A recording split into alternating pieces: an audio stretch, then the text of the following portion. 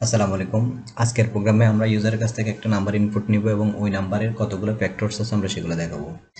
Factor বলতে আমি বোঝাচ্ছি যদি আমি 12 ইনপুট নিই তাহলে 1 থেকে 12 পর্যন্ত কোন কোন নাম্বারগুলো দিয়ে 12 ভাগ হওয়ার পরে ভাগশেষ 0 থাকে সেটাকে বোঝাচ্ছি। মানে নিঃশ্বাসে বিভাজিত হয়, যেমন 1, 2, 3, 4, 6 এবং 12।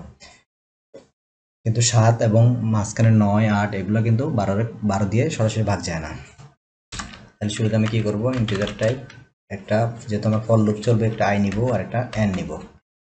এরপরে ইউজারকে বলবো যে তুমি একটা নাম্বার ইনপুট দাও, প্লিজ করে নাম্বার। এরপর কি করবো, স্ক্যানএপ করব,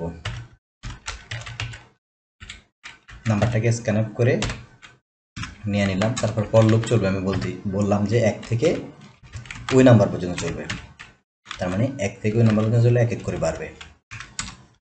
আর এই লুপের ভিতরে আমি একটা চেক দিব, স্টেটমেন্ট, ইফ স্টেটমেন্ট ইউজ করব যে নাম্বারটা, ধরেন আমি 12 দিলাম, 12 প্রথমে আই দ্বারা বিভাজ্য হয় কিনা, ভাগশেষ 0 থাকে কিনা। যদি থাকে তখনই আমি শুধুমাত্র প্রিন্ট করব, প্রিন্টএফ %d, এই আইটাকে আমি প্রিন্ট করব। যেমন আমার এটা যখন আপনার 5 আসবে তখন কিন্তু সে কি করবে, এভাবে বসাবে 5%, সরি 12% 5 ইকুয়াল টু 0। তখন কিন্তু 0 হবে না, তখন কি হবে, একটা বাক্সেস থাকবে, তখন প্রিন্ট হবে না, 5টা প্রিন্ট হবে না। 7-এর ক্ষেত্রেও সেম প্রিন্ট হবে না, কিন্তু 6-এর ক্ষেত্রে প্রিন্ট হবে 6/12। হ্যাঁ যায়, তখন হচ্ছে যে নিঃশেষে বিভাজ্য হয় এবং বাক্সেস থাকে না, তখন প্রিন্ট হবে। তার মানে 1, 2, 3, 4, 6 এবং 12-র জন্য প্রিন্ট হবে, বাকি ক্ষেত্রে প্রিন্ট হবে না।